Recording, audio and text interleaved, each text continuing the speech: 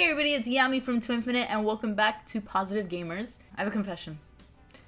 Whenever I would play Ocarina of Time when I was little, which was a lot, I never went past Kakariko Village and the Hyrule Castle Town.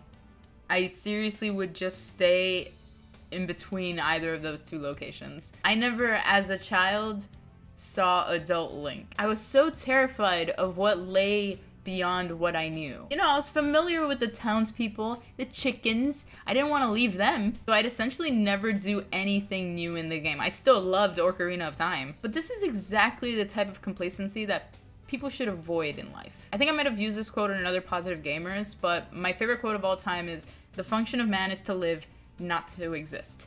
It's by Jack London. If you don't try anything new, if you don't try to live, you'd be the same as that little Yami that never really made it past Hyrule Field. She never made it to any temple. And yeah, people hated the water temple, but she never even experienced it to know how horrible it was to begin with. It's very easy for people to become so accustomed to their routine and their bubble. But if you do that, you're never gonna have new experiences. You're never gonna try anything new, and you're never gonna find new loves in your life. You'll never even know that you hated something. And I know that that's weird to say with such a hopeful tone, but it is something that builds your character, and it builds you. Your experiences make you who you are. And if you don't have any new ones, who the hell are you?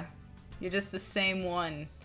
The same person, and you never grow and you never change. Taking the risk to leave the village would have led to me seeing Epona, which I would have loved because I loved horses as a kid. But no, I never rode her because I was too scared and I didn't take the risk. I was too scared of the pose. I was scared of any boss fights. I didn't like the night. There were so many excuses for why I didn't do it, and in the end, all that it led to was me not riding Epona. Imagine what you're missing out on life, though, by doing that.